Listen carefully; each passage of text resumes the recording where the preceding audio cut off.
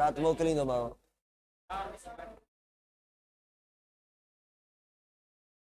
PDF online वारे group में मोकलींदा है तांदे नथा मोकलिन सुनील अचे तो उनके चऊंदा सुनील भाई अचे चऊंस था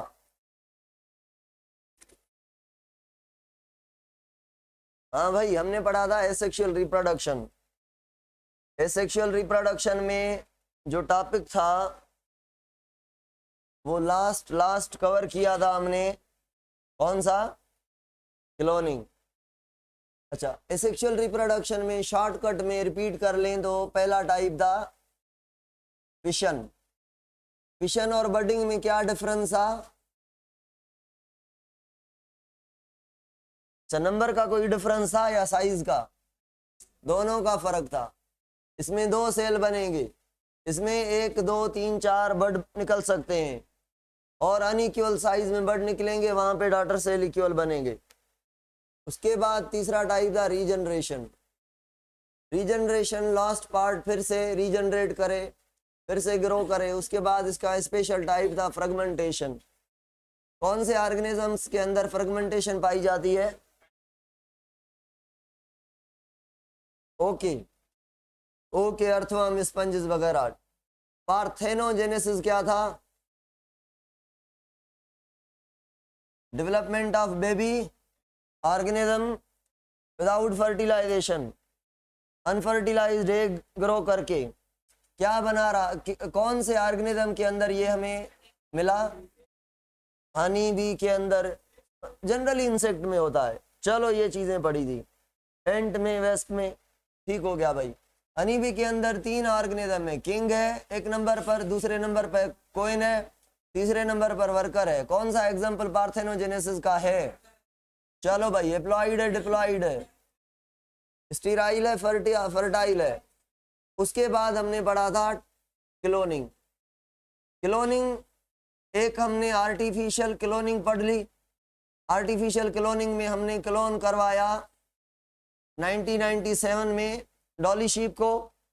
आज हम पढ़ेंगे आगे क्लोनिंग का नेक्स्ट फॉर्म, जिसको हम कहते हैं नेचुरल क्लोनिंग। भाई नेचुरल क्लोनिंग में हमारे पास एग्जाम्पल है ट्विंस का, मगर ट्विंस 2 तरह के होते हैं। 2 तरह के ट्विंस होते हैं। एक ट्विंस होते हैं जिनको हम कहते हैं आइडेंटिकल ट्विंस या मोनोजाइगोटिक ट्विंस। मोनोजाइगोटिक ट्विंस, इनको और क्या नाम देते हैं? Identical twins. ये एग्जांपल है क्लोनिंग का।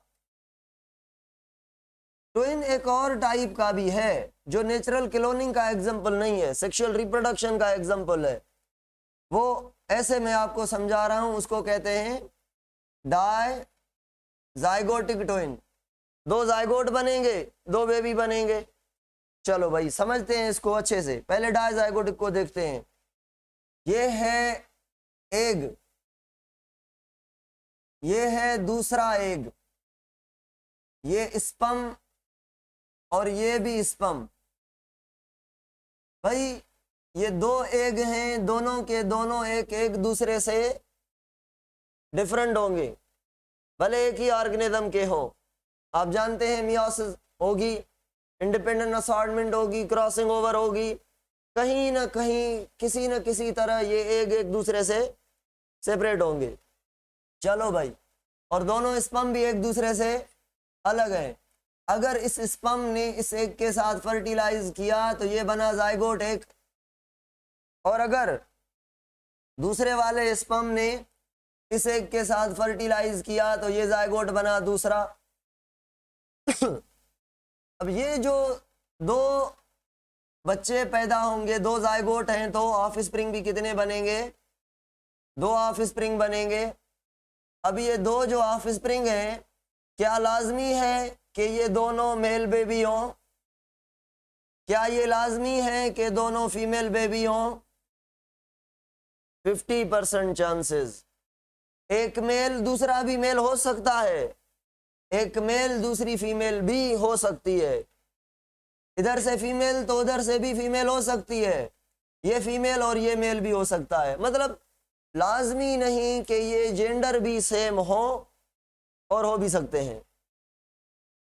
तो बात ये है कि ये एक स्पर्म और एक एग ने एक जायगोट बनाया, दूसरे स्पर्म और दूसरे एग ने दूसरा जायगोट बनाया। क्या इसका जेनेटिक मेकअप और इसका जेनेटिक मेकअप सेम है? नहीं।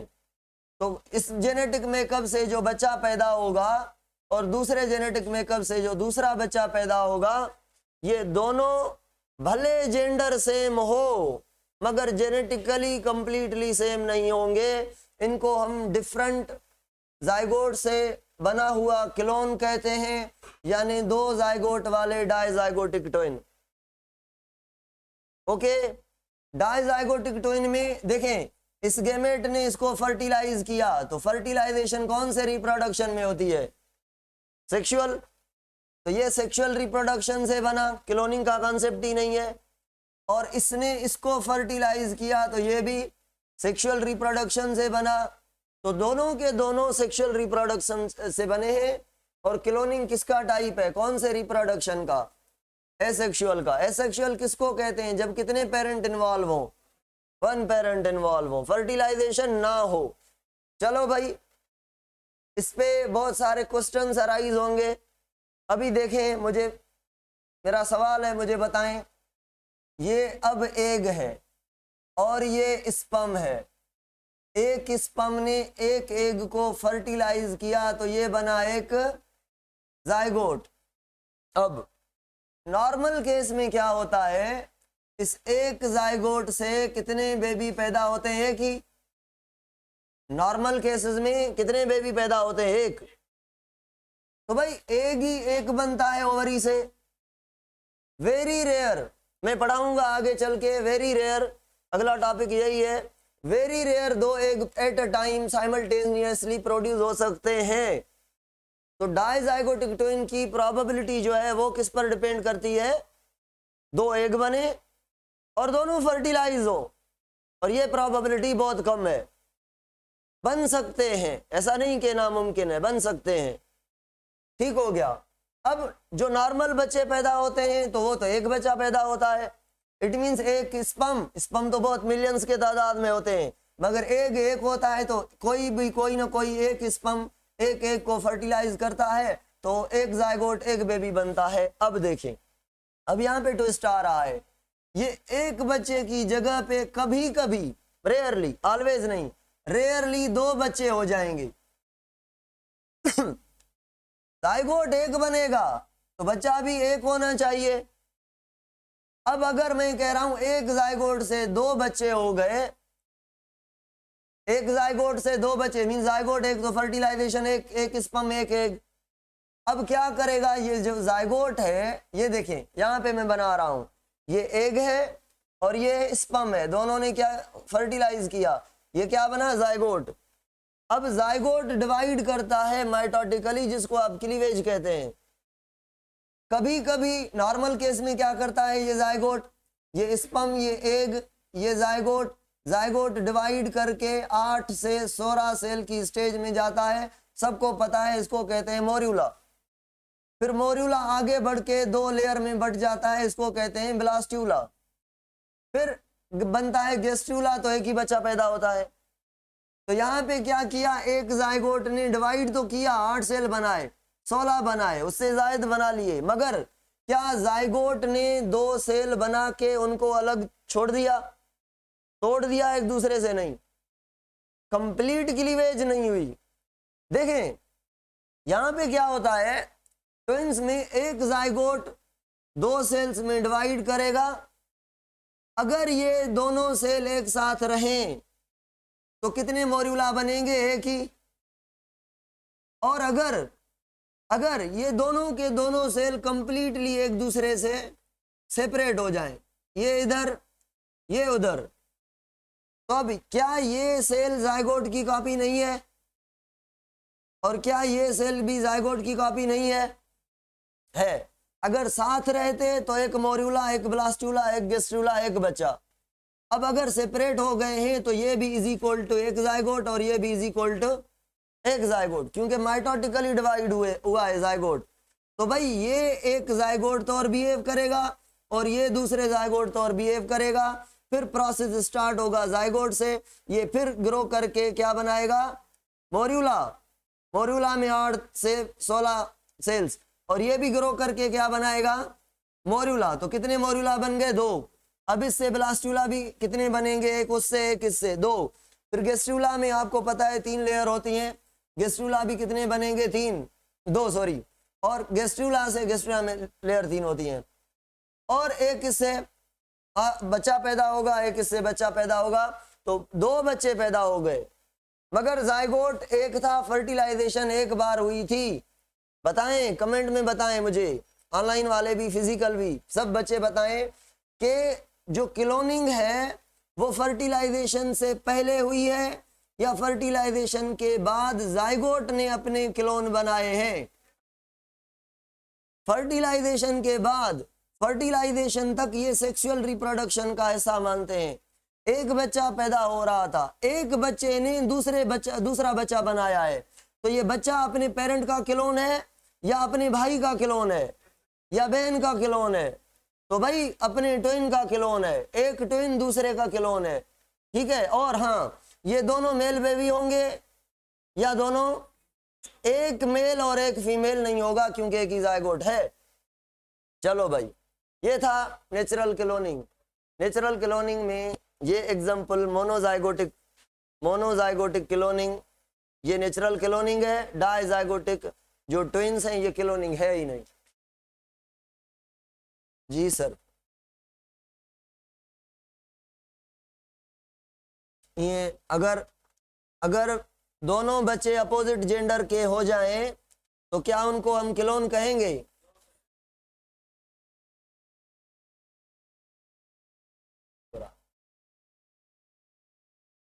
अगर दोनों बच्चे एक दूसरे से अलग हो, भले जेंडर सेम हो, जेनेटिकली अलग हो, तब भी हम क्लोनिंग नहीं कहेंगे।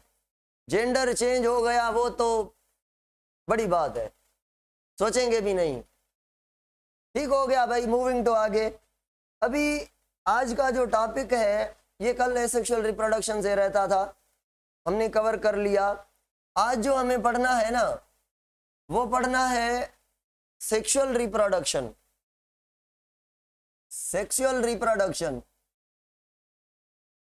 भाई, सेक्सुअल रिप्रोडक्शन के अंदर हमें ये तो पढ़ा है कि सेक्सुअल रिप्रोडक्शन बाय पेरेंटल होता है, बहुत सारी चीजें पढ़ ली हैं, छोड़ दें बस, है ना। कल भी हमने इस चीज को रिपीट किया था। बाय पेरेंटल है और इसमें क्या बनेंगे, दोनों के दोनों पेरेंट गैमेट बनाएंगे, उनके गैमेट आपस में क्या करेंगे, फर्टिलाइज करेंगे, जायगोट बनेगा, जायगोट से एम्ब्रियो बनेगा, एम्ब्रियो से ऑफ स्प्रिंग बनेगा। ये ऑफ स्प्रिंग अपने दोनों के दोनों पेरेंट से अलग होगा, यानी बच्चे के अंदर ऑफ स्प्रिंग के अंदर क्या होगी, वेरिएशन होगी, चेंज होगी। किससे, अपने माँ बाप से।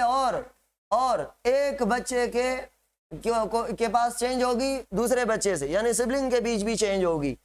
ठीक हो गया भाई, क्योंकि हर दफा हर प्रेगनेंसी के टाइम सेम स्पर्म और एग नहीं आएंगे। अगर सेम भी आ जाएं, आउट ऑफ मिलियन अगर सेम भी आ जाएं, तो crossing over independent assortment same नहीं रहने देंगे। कभी कभी 2 भाई ऐसे होते हैं जो बहुत क्लोज लगते हैं, उनके बीच जो इंडिपेंडेंट असॉर्टमेंट है बाय चांस थोड़ी कंपैरेटिव हुई होती है। डाइजाइगोटिक आइडेंटिकल न होंदा, कभी नहीं होंगे भाई। डाइजाइगोटिक 2 डिफरेंट जायगोट से, जायगोट 2 डिफरेंट हो गए तो इट मींस स्पर्म और एग भी डिफरेंट है, तो जेनेटिक मटेरियल डिफरेंट है, तो बच्चे कैसे सेम होंगे। चलो भाई, ये सेक्सुअल मोनोटोनी को खत्म करता है, यानी एवोल्यूशन करवाता है, चेंज लाता है, इवॉल्व टाइप का रिप्रोडक्शन था। कल हमने चीजें, और उससे पहले in the start of reproduction ये चीजें कवर कर ली थी। आज कुछ चीजें हमने पढ़नी है कि नेसेसिटीज ऑफ सेक्सुअल रिप्रोडक्शन। अभी नेसेसिटीज कितनी है? नंबर 1 तो गैमेट की फॉर्मेशन होनी चाहिए, गैमेटोजेनेसिस। जी आखिर में पूछ जाएगा गाल समझाएंगे मैं दूसरी वजह गाल तो खा मोनोजाइगोटिक ट्विंस में डीएनए दोनों बच्चों का 100% सेम होगा। क्यों? दो बच्चे एक जाइगोट से पैदा हुए।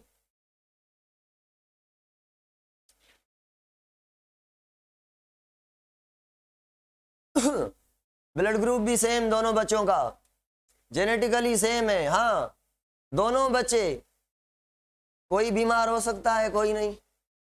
किसी को खाना कम देंगे वो इतनी हाइट नहीं ले पाएगा, कोई बीमार रहेगा कंटिन्यूअसली। आपने एक को रहाया घर में और दूसरे को मजदूरी पे भेज दिया तो आपने नहीं, आपके अभी हुए। जनरल बात कर रहा हूं तो जनरल बात कर रहा हूं, अंजा नंडा होता तो जो बच्चा काम करेगा, धूप में जाएगा, इन्वायरमेंटल स्ट्रेस फेस करेगा, या जिसको आप खाना नहीं देंगे वो थोड़ा हल्का रहेगा, और जिसको खुशी खुशी के साथ खुराक मिलेगी, डिजीज भी नहीं लगेगी, थोड़ा थोड़ा गोरा भी होगा, रंग भी उसका अच्छा होगा, और जो है कद का भी थोड़ा लंबा होगा। ये थोड़े बहुत इन्वायरमेंटल फैक्टर की वजह, मेरे कहने का मतलब ये है, इन्वायरमेंटल फैक्टर की वजह से थोड़ा बहुत डिफरेंस हो सकता है, जेनेटिकली आइडेंटिकल होंगे। इट मींस ब्लड ग्रुप वगैरह इंटरनल फीचर सारे एक जैसे होंगे। चलो भाई, सेक्सुअल रिप्रोडक्शन की नीड क्या है? पहली नीड क्या है? गेमेट का बनना। चलो, दूसरी नीड है गेमेट का फर्टिलाइज करना, है ना, फर्टिलाइज करना। मगर सुने, गेमेट की फर्टिलाइजेशन होती है दो तरह की। एक फर्टिलाइजेशन को कहते हैं इंटरनल और दूसरी को कहते हैं एक्सटर्नल। इसके बीच डिफरेंस समझें। पहले सीक्वेंस में अगर मैं बताऊं तो 3 नेसेसिटीज हैं। एक का नाम है गेमेटोजेनेसिस, तीसरी का नाम है फर्टिलाइजेशन। और फर्टिलाइजेशन के लिए एक प्रोसेस होता है जिसको कहते हैं मेटिंग। सुने भाई, पहले फर्टिलाइजेशन को समझेंगे तो मेटिंग का कॉन्सेप्ट नीड क्यों पड़ी समझ आ जाएगी। गेमेटोजेनेसिस का मतलब क्या है? गेमेट का बनना। एक गेमेट बन गया स्पर्म, इट मींस ये मेल का गेमेट है, मेल बॉडी में बनेगा। और दूसरा गेमेट बना ओवम, यानी एक फीमेल बॉडी में बनेगा। स्पर्म मेल के टेस्टिस से और ओवम फीमेल की ओवरी से बनेगा।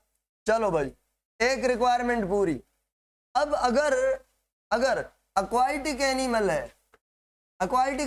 है, लाइक फिशेज हैं, पाइसेस, और उसके अलावा एम्फीबियन, तो इनके अंदर क्या होता है, एक फिश होती है मेल और दूसरी फीमेल।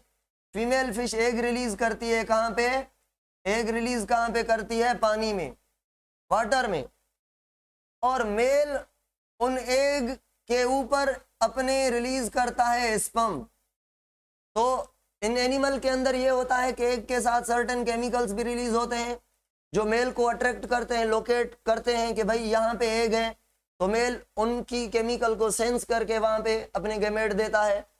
तो पानी में कोई ऐसा खड्डा बना के, कोई फिशेज ऐसी होती हैं खड्डा बना के वहां पे अपनी गेमेट देती हैं, कोई ऐसा ही लेंटिक वाटर में, यानी जो बहता पानी है उसमें। तो एग के ऊपर स्पर्म आएंगे। तो ये एग कहाँ पे है? फीमेल बॉडी के अंदर है या बाहर पानी में? स्पर्म भी बाहर। स्पर्म और एग आपस में फर्टिलाइज कहाँ पे करेंगे? पानी में। पानी में मतलब बॉडी से, फीमेल बॉडी से बाहर। तो पानी में जो फर्टिलाइजेशन हो रही है इसको हम कहते हैं एक्सटर्नल फर्टिलाइजेशन। ये कौन से एनिमल्स के अंदर होगी? एम्फीबियन और पाइसेस, एम्फीबियन में और फिशेस में, पाइसेस में, यानी एक्वाटिक एनिमल में। अगर आप जाएंगे ऊपर लेवल पर, रेप्टाइल में, बर्ड्स में, और उसके अलावा मेमल्स में, तो इनके अंदर आपको क्या, सपोज करें मेमल की बात कर रहे हैं, एक है मेल और दूसरा है फीमेल। तो भाई मेल प्रोड्यूस करेगा, फीमेल प्रोड्यूस करेगी एग। अभी एग जो है कहाँ पे प्रोड्यूस हो रहा है? सपोज करें हम ये ओविडक्ट बना रहे हैं, यूटेरस बना रहे हैं, ठीक है, ये यूटेरस हो गया और ये ओविडक्ट है, ये ओवरी से बना एग। अब एग जो है यहाँ पे पड़ा हुआ है, सबको पता है ये कौन सी जगह है, ओविडक्ट। ओवरी से रिलीज होके एग कहाँ पे स्टोर होता है, रिलीज होता है ओवरी से ओविडक्ट में। तो एग बना है फीमेल बॉडी के अंदर कौन सी जगह पे, ओविडक्ट में। ओवरी से बनकर ओविडक्ट में पड़ा है for the fertilisation. It means sperm कहां पर चाहिए, फीमेल बॉडी के अंदर। कौन से ट्यूब के अंदर, ओविडक्ट में। तो फर्टिलाइजेशन के लिए मेल के जो स्पर्म्स हैं वो बॉडी के अंदर चाहिए, तो बॉडी के अंदर मेल अपने गैमेट कंट्रीब्यूट करेगा, मेल अपने गैमेट कंट्रीब्यूट करेगा। और कंट्रीब्यूशन ऑफ गैमेट को हम कहते हैं मेटिंग। मेटिंग ऐसा प्रोसेस है जिसमें मेल अपने गैमेट फीमेल बॉडी के अंदर कंट्रीब्यूट करेगा फॉर द फर्टिलाइजेशन। मेटिंग का मतलब है सेक्स करना, इंटरकोर्स करना, कॉपलिंग करना, कॉपलिंग, ठीक है। तो अच्छा, फीमेल जो अपने गैमेट कंट्रीब्यूट कर रही है ओवरी से इनटू द ओविडक्ट, ये भी कंट्रीब्यूशन का हिस्सा है। तो क्या मेटिंग ओनली कहते हैं कि मेल अपने स्पर्म दे, नहीं, मेटिंग का मतलब है गैमेट को कंट्रीब्यूट करना फॉर द फर्टिलाइजेशन। तो मेल भी अपने गैमेट स्पर्म कंट्रीब्यूट कर रहा है इनसाइड द फीमेल बॉडी, और फीमेल भी अपने गैमेट कंट्रीब्यूट कर रही है from the ovary into the oviduct, means inside the body. दोनों कंट्रीब्यूट कर रहे हैं, मगर बाहर से जो गैमेट बॉडी के अंदर इंटर हो रहे हैं वो मेल के गैमेट के हो रहे हैं, मेल गैमेट हो रहे हैं। तो मेटिंग ऐसा प्रोसेस है जिसमें मेल और फीमेल दोनों के दोनों अपने गैमेट कंट्रीब्यूट करेंगे। गैमेट के कंट्रीब्यूट करने को, यानी यहाँ से एग रिलीज हो, यहाँ से स्पर्म आ जाए, इस कंट्रीब्यूशन को हम कहेंगे मेटिंग। और मेटिंग के बाद, मेटिंग होगी तो फर्टिलाइजेशन होगी, मेटिंग नहीं होगी तो इंटरनल फर्टिलाइजेशन नहीं होगी। ठीक हो गया भाई, ये तीन नेसेसिटीज हैं, गैमेटोजेनेसिस, मेटिंग और फर्टिलाइजेशन। ये तीनों के तीनों प्रोसेस होंगे तो ये जायगोट बन जाएगा। क्यों? क्योंकि यहाँ से स्पर्म आया और वहां से एग, दोनों मिलके जायगोट बन गया। अब जायगोट कहाँ पे बना, ओविडक्ट में। ये जायगोट घूमता घूमता घूमता 7 दिन की जर्नी करके ओवरी से निकलता है ओविडक्ट में। ओवरी से यूटिरस तक 7 दिन लग जाते हैं एग को पहुंचने में। इट में बी फर्टिलाइज्ड एग, इट में बी, अगर स्पर्म ना मिले तो अनफर्टिलाइज एग, और स्पर्म मिलने पर भी कभी कभी फर्टिलाइजेशन नहीं होती। सपोज करें स्पर्म मिल गया, फर्टिलाइजेशन हो गई तो जायगोट बन गया। अभी ये जायगोट यहाँ ओविडक्ट से ग्रो करता मैं कह रहा हूँ, बड़ा होता और मूव करता भी आ रहा है, बड़ा भी होता आ रहा है, मूव करता भी आ रहा है। तो ये जो जायगोट बना ये ब्लास्ट्यूला में कन्वर्ट होगा, मोर्यूला में कन्वर्ट होगा पहले, फिर ब्लास्ट्यूला में कन्वर्ट होगा। जैसे यहाँ पे पहुंचेगा कौन सी स्टेज में होगा, ब्लास्ट्यूला स्टेज में होगा। और ब्लास्ट्यूला स्टेज में यूटिरस तक पहुंचने के लिए कितने दिन लगेंगे? तो ये क्या है, जर्नी है फर्टिलाइज्ड या अनफर्टिलाइज्ड एग की फ्रॉम ओवरी टू द यूटिरस। यूटिरस मतलब ओविडक्ट को पास करने के लिए, ओविडक्ट एक ब्रिज है between the ovary and uterus. Oviduct को क्रॉस करने के लिए 7 दिन लगते हैं। अच्छा, अगर फर्टिलाइजेशन ना हो, फर्टिलाइजेशन ना होने के नतीजे में जो एग है वो ओनली 48 आवर्स, अगर एग पड़ा है, स्पर्म नहीं है, 48 आवर्स स्पर्म नहीं मिली, तो ये एग डिस्ट्रॉय हो जाएगा, खत्म हो जाएगा। यानी एग की जो कैपेसिटी है जिंदा रहने की आफ्टर ओव्यूलेशन, ये 48 आवर्स है। 48 आवर्स तक ये देखें, ये एग रिलीज हुआ, यहाँ पे किसी और मार्कर से बना रहा हूं, ये एग रिलीज हुआ, अब इसको 24 घंटे हो गए हैं, अभी स्पर्म आएगा तो फर्टिलाइजेशन हो सकती है। 28 घंटे हो गए, 30 घंटे हो गए, 40 घंटे हो गए, अगर 48 घंटे हो गए अभी तक स्पर्म नहीं मिला, यानी 2 दिन तक नहीं मिला, तो ये फर्टिलाइजेशन नहीं होगी। क्यों? एक रीजन ये है कि ये एग डिस्ट्रॉय हो जाएगा, दूसरा रीजन ये है कि ये फर्टिलाइजेशन की साइट है। अगर ये एग तय करके आगे चला आया तो आगे फर्टिलाइजेशन नहीं होती। इसकी बिल्कुल डिटेल आगे हम फीमेल रिप्रोडक्टिव सिस्टम में पढ़ेंगे, ऐसा क्यों होता है। ठीक है, ओविडक्ट के पार्ट पढ़ेंगे, प्रॉक्सिमल पार्ट और डिस्टल पार्ट। अभी तक हमने पढ़ा है 3 नेसेसिटीज हैं रिप्रोडक्शन की। ठीक हो गया भाई। सुने, अभी सवाल पूछ रहा हूं आप सबसे, जिनमें एक्सटर्नल फर्टिलाइजेशन हो रही है मीन्स फिशेज में एंड एम्फीबियन में, जो एग होगा वो फर्टिलाइज्ड रिलीज होगा या अनफर्टिलाइज्ड फीमेल बॉडी से? Unfertilised means haploid. और भाई रेप्टाइल में, बर्ड्स में, मेमल्स में फीमेल बॉडी एग प्रोड्यूस करेगी हेप्लॉइड, वो हेप्लॉइड बॉडी के अंदर रहेगा। अगर अगर मेमल है, अगर मेमल है तो ये एग फर्टिलाइज होकर यहाँ पे बच्चा पैदा करेगा, बॉडी से बच्चे का जन्म होगा, ठीक है। अगर मेमल है तो ये बच्चा पैदा होगा, यानी एग फर्टिलाइज्ड एग भी बाहर नहीं निकल रहा, फर्टिलाइज एग से क्या बन रहा है? बच्चा। ओके, प्रेगनेंसी हो रही है भाई। और अगर बर्ड और रेप्टाइल है तो ये दोनों क्या देते हैं? बच्चा थोड़ी देते हैं, ये एग देते हैं। तो इनके अंदर सुने भाई, इनके अंदर अगर ओवरी से एग रिलीज होगा, एग फर्टिलाइज होगा, तो इस एग को, ये एग हो गया, मैंने ये येलो डॉट बनाया है, और ये अभी मैं इसके साथ ऐड कर रहा हूं स्पर्म, ये बन गया क्या? जायगोट। एग और स्पर्म जायगोट। अब मैंने इसके साथ ये बहुत सारी चीजें ऐड कर ली हैं। ये इसके दो लेयर्स हैं, एक कैल्शियम कार्बोनेट का लेयर है, दूसरा काइटिन का लेयर है, और अंदर बहुत सारे डिफरेंट टाइप के फूड हैं, ठीक है। एक तो अंडे का येलो वाला पोर्शन होता है, you know well about this, है ना, एग यॉक, एग वाइट। अब ये अंडा पैदा होकर ये अंडा बाहर निकलेगा बॉडी से, एग रिलीज होगा, कौन सा? ये वाला। अगर ये एनिमल कौन सा है? रेप्टाइल है। और तो भाई बताएं, ये एग फर्टिलाइज्ड है या अनफर्टिलाइज्ड है? फर्टिलाइज्ड है। ये एनिमल क्या कहलाएंगे? विविपेरस, बच्चे देने वाले, या ओविपेरस, अंडे देने वाले? तो ये ओविपेरस, ये ओविपेरस, और ये विविपेरस। विविपेरस में इसके दो टाइप हैं। एक ऐसा है जिसके मदर और बेबी के बीच कनेक्शन है स्ट्रांग, जिसको कहते हैं प्लेसेंटा, तो एनिमल को कहेंगे प्लेसेंटल मेमल। सिंपल चीजें हैं, ठीक हो गया। जैसे ह्यूमन, जैसे काओ, बफेलो, शीप, गोट, ये रेबिट, जैसे कैमल, ये सारे प्लेसेंटल मेमल है। और कैंगरू एक ऐसा एनिमल है जिसको नहीं है प्लेसेंटा, प्लेसेंटा नहीं है। वो क्या करता है? यूटेरस के अंदर बच्चे की डेवलपमेंट तो करता है, मगर इमेच्योर बेबी की बर्थ हो जाती है। स्ट्रॉन्ग कनेक्शन मदर और बेबी के बीच नहीं है, तो बच्चे की इमेच्योर बर्थ होती है, अर्ली बर्थ होती है।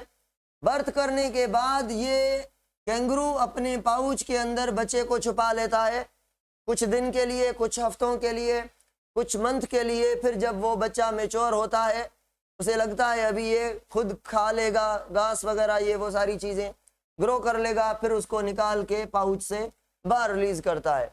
यानी बर्थ के बाद भी पाउच में रख रहा है। ये पाउच में जो मेमल है, एनिमल है, इनको हम नॉन प्लेसेंटल या पाउच मेमल कहते हैं। कैंगरू इसका एग्जांपल है, बाकी प्लेसेंटल है। दोनों दे तो बचे रहे ना, इसलिए हमने इन दोनों को विविपेरस कहा। तो विविपेरस या तो प्लेसेंटल होंगे या तो पाउच्ड होंगे, बाकी ओविपेरस अंडे देने वाले हैं। तो रेप्टाइल का जो बच्चा पैदा होगा फीमेल बॉडी से नहीं होगा, रेप्टाइल की फीमेल अंडा देगी और अंडे से बच्चा निकलेगा, जिसको हम चिक कहेंगे, और बच्चे के निकलने को एग की हैचिंग कहेंगे। ठीक हो गया भाई। ओविपेरस अंडे देने वाले एनिमल, ये सिंपल चीजें हैं, इतनी डिफिकल्ट तो नहीं है बिल्कुल।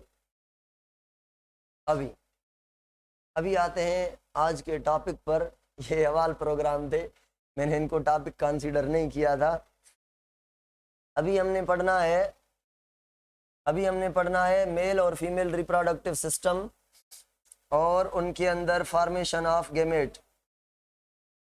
मेल और फीमेल रिप्रोडक्टिव सिस्टम, सुने भाई, सुने।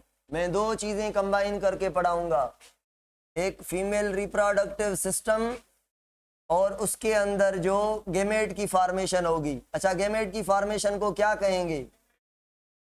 गेमेटोजेनेसिस, मेल में और फीमेल में भी गेमेटोजेनेसिस कहेंगे। गेमेटोजेनेसिस जनरल टर्म है, मतलब गेमेट की फॉर्मेशन, ठीक हो गया। और फीमेल के अंदर गेमेट की फॉर्मेशन को कहते हैं oogenesis, और मेल के अंदर गेमेट की फॉर्मेशन को कहते हैं स्पर्मेटोजेनेसिस। वो बाद में पढ़ेंगे मेल रिप्रोडक्टिव ऑर्गन में। चलो भाई, अब अगर मैं फीमेल रिप्रोडक्टिव ऑर्गन की क्लासिफिकेशन करूं तो सुने, फीमेल रिप्रोडक्टिव जो पार्ट है उसमें एक पार्ट है जिसको हम कहते हैं ओवरी, और ये जो ओवरी है पेयर में होती है, यानी दो है एब्डोमेन के अंदर, एक ये एक ये, दो ओवरी, एक पेयर ओवरी का। इसको हम कहते हैं प्राइमरी रिप्रोडक्टिव ऑर्गन। ओवरी को कहते हैं प्राइमरी रिप्रोडक्टिव ऑर्गन उसको कहा जाता है जो प्रोड्यूस करे गैमेट। गैमेट प्रोड्यूस करने के अलावा जो बाकी, यानी ओवरी के अलावा जो बाकी पार्ट्स हैं वो सेकेंडरी रिप्रोडक्टिव पार्ट है। अच्छा, मेल में बताएं स्पर्म पैदा करने वाले को भी क्या कहेंगे? स्पर्म मेल गैमेट है ना, जो गैमेट पैदा करता है उसे हम प्राइमरी रिप्रोडक्टिव ऑर्गन कहते हैं। फीमेल में एक गैमेट ओवरी ने पैदा किया तो फीमेल का ओवरी प्राइमरी रिप्रोडक्टिव ऑर्गन हो गया। तो मेल का प्राइमरी रिप्रोडक्टिव ऑर्गन यानी स्पर्म पैदा करने वाला कौन सा पार्ट होगा? टेस्टिस। टेस्टिस को हम मेल के अंदर प्राइमरी रिप्रोडक्टिव या गोनेड का नाम देंगे। तो क्या ओवरी को मैं फीमेल गोनेड भी कहूं और टेस्टिस को?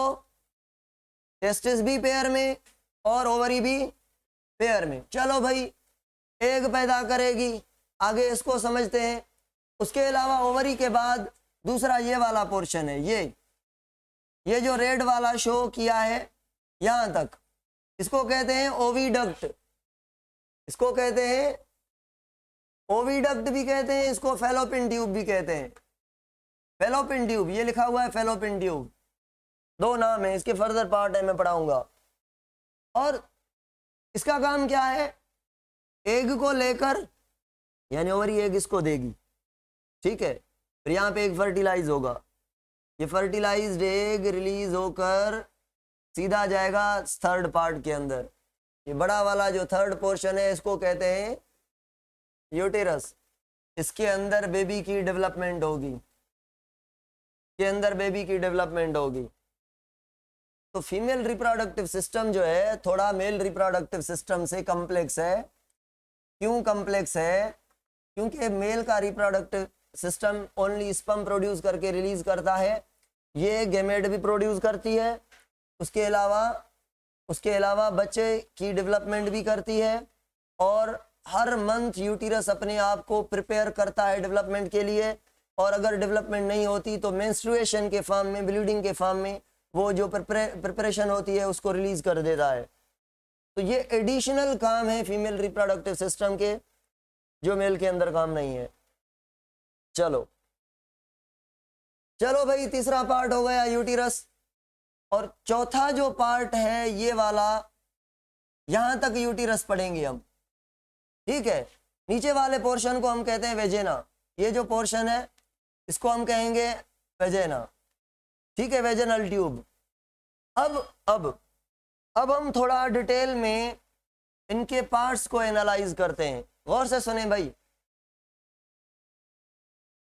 ओवरी 3 से 5 सेंटीमीटर लॉन्ग है, ओवल शेप है, सर्कुलर नहीं है, ओवल शेप है, और 2 से 3 सेंटीमीटर इसकी डायामीटर है, विड्थ है। ओवरी जो है ये बनी हुई है छोटे छोटे पाउच की, इसके अंदर पाउच पाए जाते हैं। तकरीबन ये पाउच कितने होते हैं? 2 लाख। पता नहीं ये मैंने कितने लिख दिए हैं, 2 लाख। क्या मैं 2 लाख रहा हूँ? ठीक है, 2 लाख ये लिखा है अलाए घणी हुई बस 20 लख 2 लख बधो था 2 लख। हाँ चलो भाई, 2 लाख फॉलिकल्स होते हैं, और हर फॉलिकल के अंदर, इसको क्या कहा मैंने, ये क्या है? पाउच है जिसको हमने फॉलिकल कहा था। और इस फॉलिकल के अंदर अगर फॉलिकल को माइक्रोस्कोप पर बढ़ा करके देखें तो इसके अंदर एक सेल है जो इमेच्योर एग है, ये आगे चल के मेच्योर होकर एग बनेगा। तो इस सेल को हम कहते हैं इमेच्योर सेल यानी oocyte। oocyte इससे एग बनेगा। तो ओवरी के अंदर कौन सी जगह पर एग बनेगा? ओवरी के अंदर फॉलिकल में। फॉलिकल टोटल कितनी है? बस ये नंबर याद करना है, आगे मैं बताऊंगा इनका नंबर का काम ये इतने क्यों है और मेनोपॉज क्या है, प्यूबर्टी क्या है, उनसे इसका क्या लेना देना है मैं बाद में बताऊंगा। चलो भाई, फॉलिकल से बना एग। अब एग बनकर ये ओवरी एग को रिलीज करती है बाहर, और ये पार्ट है दूसरा फेलोपियन ट्यूब यानी ओविडक्ट जो एग को कैच कर लेता है by using its catching part. और इसका जो पार्ट है जो एग को कैच कर लेता है वो आप देखें, जिसको मैं येलो कर रहा हूं, ये वाला, ये फिंगर टाइप प्रोजेक्शन जो है इसको हम कहते हैं फिम्ब्री, फिम्ब्री या फिम्ब्रा। ये ओविडक्ट का पार्ट नंबर पहला जो क्या करेगा, ऐसे फैला हुआ है, जैसे ओवरी से एग निकलेगा ये एग को अट्रैक्ट कर लेगा, कैच कर लेगा। तो इसका काम है एग को रिसीव करना फ्रॉम द ओवरी। ओवरी ने एग रिलीज किया, उस प्रोसेस को क्या कहेंगे? ओव्यूलेशन। और इसने रिसीव किया, इसने रिसीव करके देखें इस पार्ट को दिया जिसको अभी मैं वाइट कर रहा हूं, ये वाला। चलो वाइट नहीं नजर आएगा, ब्लैक करते हैं, ये वाला पोर्शन। अब बताएं ये जो पोर्शन है, ये जो अभी मैंने बनाया है, ये कैसा है? फनल शेप है, इन्फंडिब्यूलम शेप है। तो इसको, इस फनल शेप, उल्टी फनल शेप को हम कहते हैं इन्फंडिब्यूलम। ये दूसरा पार्ट इन्फंडिब्यूलम, इसके अंदर एग आएगा, इसको कौन देगा? फिम्ब्री। उसके बाद ये जो ट्रन है, ये जो ट्रन है इसको कहते हैं एम्प्यूला। तीसरे पार्ट को क्या कहते हैं? एम्प्यूला। और एम्प्यूला के बाद ये जो यहां से ये जो सारी कनेक्शन है, थ्रेड है सीधी वाली, इसको हम कहते हैं इस्थमस। इस्थमस मतलब एक धागा, एक ब्रिज जो दो चीजों को आपस में कनेक्ट करे। तो ये ओविडक्ट का वो धागा है, वो ट्यूब है जो ओविडक्ट के इस पार्ट को यूटिरस तक पहुंचाता है। एक्चुअल ब्रिज है, इसको इस्थमस ब्रिज कहते हैं, जो थायराइड में पढ़ा था, ब्रिज का काम कर रहा है तभी। तो भाई किसी बुक में लिखा हुआ है कि 3 पार्ट है ओविडक्ट के, कौन से? वो फिम्ब्री को नहीं काउंट कर रहे हैं, क्योंकि फिम्ब्री काउंट कर रहे हैं किसका? कि ये इन्फंडिब्यूलम की एक्सटेंशन है। तो अगर एक पार्ट हो गया इन्फंडिब्यूलम अलॉन्ग विद फिम्ब्री, तो दूसरा हो गया एम्प्यूला और तीसरा हो गया इस्थमस। 3 पार्ट हो गए। इसको फेलोपियन ट्यूब कहते हैं, साइट ऑफ फर्टिलाइजेशन है। अब ये फर्टिलाइज्ड एग यहाँ से ऐसे माइग्रेट करेगा, कितने दिन लगेंगे हमने समझ लिया है। अब एग या फर्टिलाइज या अनफर्टिलाइज पहुंच गया दूसरे पार्ट में, और दूसरा जो पार्ट है उसका नाम क्या है? यूटिरस। अब भाई सुने, यूटिरस के 3 पार्ट हैं। एक ये ऊपर वाला हिस्सा, ठीक है। दूसरा जो है ये यहां से लेकर यहां तक, यहां से लेकर यहां तक मोटा हिस्सा। ये मोटा जो हिस्सा है, ये मोटा मोटा जो पार्ट है यूटिरस का, ये इसको कहते हैं बॉडी। ये दूसरा पार्ट है। तीसरा पोर्शन ये वाला है जिसको अभी मैं ब्लैक कर रहा हूं, ये वाला पतला सा पोर्शन, ये। तो यूटिरस के कितने पार्ट हो गए? यहाँ पे लिख रहा हूं, यूटिरस के 3 पार्ट हैं। एक ऊपर वाले हिस्से को कहते हैं फंडस। फंडस, ये जो ऊपर वाला हिस्सा है इसको कहते हैं फंडस। फंडस स्टमक में भी होता है। फंडस उसको कहते हैं जो ग्लोब टाइप स्ट्रक्चर, ऊपर से थोड़ी ऊपरी सतह पे वो गया हो, बैंड लगाया हो उसने, उस बैंड को हम फंडस कहते हैं। और ये जो मेन पार्ट है बीच वाला ओविडक्ट का असल पार्ट, इसको हम कहते हैं बॉडी। तो ये हो गया अभी जिसको मैं ब्लैक कर रहा हूं, ये बॉडी, ये बॉडी। और तीसरा पोर्शन ये जो पतला पोर्शन है यूटिरस का नीचे वाला, वजाइना के ऊपर, इसको कहते हैं सर्वेक्स। 3 पोर्शन हो गए, fundus, body, uterus. Body is the portion where implantation takes place, जहां पे बच्चे की डेवलपमेंट होगी, आइदर इस साइड या इस साइड।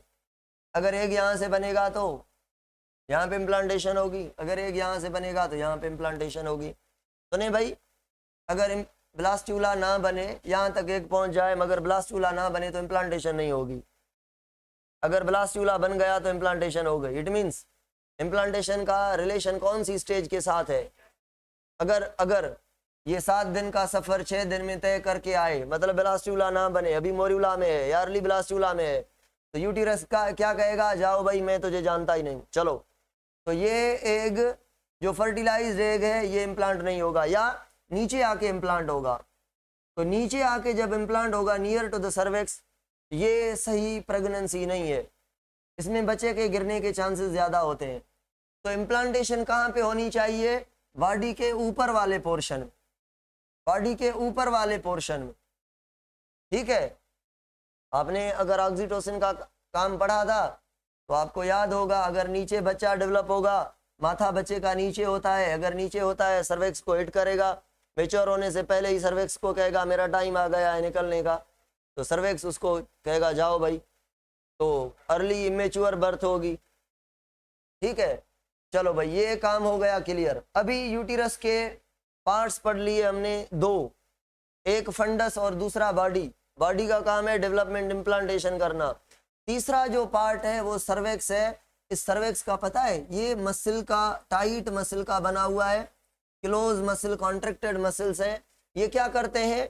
प्रेगनेंसी के टाइम में ये कॉन्ट्रैक्ट करके रहती हैं ताकि सर्वेक्स, यूटिरस का जो फेस है नीचे वाला, उसको बंद करके रखे, ताकि यहाँ पे जो बच्चा डेवलप हो वो आसानी से डेवलप हो, बच्चे के गिरने के चांसेस कम हो जाए।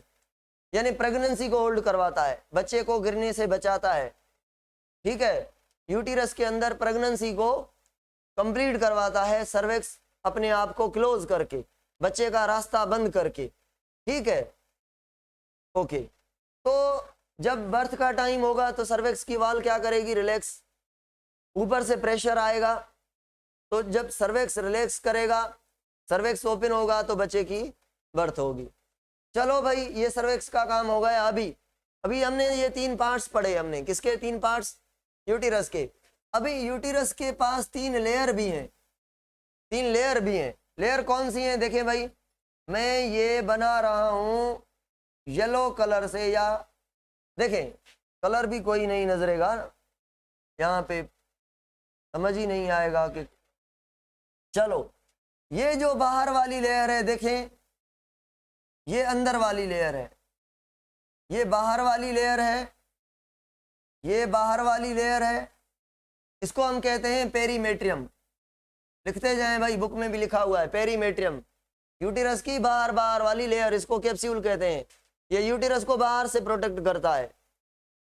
और ये अंदर अंदर वाली जो लेयर है यूटिरस की, अंदर अंदर वाली जो लेयर है यूटिरस की, ये वाली, इसको कहते हैं एंडोमेट्रियम, इसको कहते हैं एंडोमेट्रियम। अब इन दोनों के बीच रेड कलर की मतलब मसल की बीच वाली ये जो लेयर है, ये वाली, इसको कहते हैं मसल वाली लेयर, यानी मायोमेट्रियम। मायोमेट्रियम, मुझे बताएं बर्थ के टाइम में कौन सी काम करेगी, कौन सी कॉन्ट्रैक्ट करके बेबी को धक्का देगी नीचे? मायोमेट्रियम। अच्छा, वो कौन सी लेयर होगी जिसके अंदर बच्चा इम्प्लांट होगा? तो एंडोमेट्रियम तो पतली है। आप कहेंगे सर ये पतली नहीं रहेगी। जब जब जब एग बनता है, हमने क्लोनिंग में पढ़ा था, जब एग बनता है तो यूटिरस की जो एंडोमेट्रियम है वो अपने आप को ग्रो करती है, अपने आप को थिक करती है, अपने आप को सॉफ्ट करती है। ये चीजें हमने कल पढ़ी थी। सुने भाई, सुने भाई, सुने भाई, जर्म सेल कौन से पार्ट में होंगे? Write in the chat box. Germ cell कहाँ पे होंगे? ओवरी में। ओवरी के अंदर जर्म सेल्स हैं। जर्म सेल, अच्छा मुझे बताएं ऊगोनिया कहाँ पे है? ऊगोनिया ओवरी में। जर्म सेल है ओवरी में, जर्म सेल से बनेंगे ऊगोनिया, ऊगोनिया से बनेंगे प्राइमरी oocyte। सुने सुने भाई, जर्म सेल का मतलब क्या है और सोमेटिक सेल का मतलब क्या है? जर्म सेल वो जिससे गेमेट बने, और सोमेटिक वो जो बॉडी के बाकी दीगर काम करें। तो जर्म सेल मेल के अंदर, टेस्टिस के अंदर हैं, जिनसे स्पर्म की प्रोडक्शन होगी, और जो जर्म सेल फीमेल के अंदर हैं वो ओवरी के अंदर हैं, जिनसे एग की प्रोडक्शन होगी। तो जर्म सेल डिवाइड होकर एक मास ऑफ सेल बनाते हैं, उनको कहते हैं oogonia. Oogonia mass of cell है जो बना है किससे? जर्म सेल, माइटोसिस से। ये पहली डिवीजन कौन सी हुई? माइटोसिस। जर्म सेल से क्या बने? ओवरी तो छोटी है ना, तो जर्म सेल से ऊगोनिया। ऊगोनिया एक कॉम्बिनेशन है सेल्स की जिनसे आगे चल के एग बनेगा। जर्म सेल भी क्या है? एक ग्रुप है सेल्स का जिनसे आगे चल के एग बनेगा, मगर डायरेक्टली नहीं। जर्म सेल से ज्यादा नंबर ऑफ सेल बनेगा जिनको ऊगोनिया कहेंगे, ऊगोनिया से और ज्यादा नंबर ऑफ सेल बनेगा जिनको ऊसाइट कहेंगे। कौन से ऊसाइट? प्राइमरी ऊसाइट, दोनों माइटोसिस। अब प्राइमरी ऊसाइट जो बना, इस प्राइमरी ऊसाइट में होगी मियोसिस। प्राइमरी ऊसाइट में मियोसिस होगी, एक छोटा एक बड़ा सेल बनेगा, एक छोटा और एक बड़ा सेल बनेगा। इस एक सेल को हम कहेंगे सेकेंडरी ऊसाइट और दूसरे को हम कहेंगे पोलर बॉडी। सुने भाई, हमने जाइगोट के बारे में पढ़ा, एग के बारे में पढ़ा कि बड़े में बड़ा साइटोप्लाज्म किसके पास होता है। मैं ये चीज़ें शॉर्टकट में इसलिए बता रहा हूँ कि इन सारी चीज़ों की जो बैकग्राउंड नॉलेज है मैंने दे दी है आपको। एक के पास बड़ा साइटोप्लाज्म होता है, बड़ा कंटेंट होता है, बाकी दीगर सेल इनके जो भाई बहन होंगे उनकी कुर्बानी से इसको साइटोप्लाज्म बड़ा मिलेगा ना। तो देखें, ये एक सेल से कितने सेल बने? इसने कुर्बानी दे दी, अपना सारा कंटेंट उसको दे दिया। एक बड़ा सेल, एक कुर्बानी वाला छोटा सेल। छोटा cell is called as polar body और बड़ा cell is called as secondary oocyte। ठीक है, एक बनेगा या 100 बनेंगे? एक बनेगा नॉर्मल केस में, और स्पर्म मिलियंस बनते हैं। अब मियोसिस से जो 4 सेल बनते हैं ना, 3 सेल खत्म हो जाएंगे, एक बनेगा। ठीक है ना, मियोसिस से कितने सेल बनते हैं? 4, मगर 3 कुर्बानी देंगे, अपना सारा कंटेंट, अपना सारा फूड, अपनी सारी बॉडी कुर्बान कर देंगे एक सेल पर, उसे कहेंगे फाइनल एग। तो ये सेकेंडरी oocyte कौन सी डिवीजन करेगा मियोसिस 1 के बाद? फिर एक बड़ा सेल, फिर एक छोटा सेल। ठीक है, इसको कहेंगे oocyte यानी एग, और इसको कहेंगे पोलर बॉडी। अब ये एक पोलर बॉडी मिली, दूसरी ये, अगर इसने मियोसिस 2 की है तो ये भी मियोसिस 2 करेगा ना। तो एक पोलर बॉडी से कितने पोलर बॉडी मिलेंगे? 2। टोटल पोलर बॉडी कितनी हो गई भाई, जल्दी बताएं? 1 2 3, 3 पोलर बॉडी और एक एग। ये मियोसिस 1 और 2 का नतीजा है। ये एक सेल है, इसको हम एग कहेंगे। बाकी ये 3 सेल पोलर बॉडी है, ये डिसइंटीग्रेट हो जाएंगी। पहले इन्होंने बहुत सारी कुर्बानी देकर एक को बड़ा किया है और सारा कंटेंट एक को दिया है। आज के लिए इतना काफ़ी है। हमने आज पढ़ा एग कैसे बनता है और फीमेल रिप्रोडक्टिव सिस्टम है क्या। It's all about today.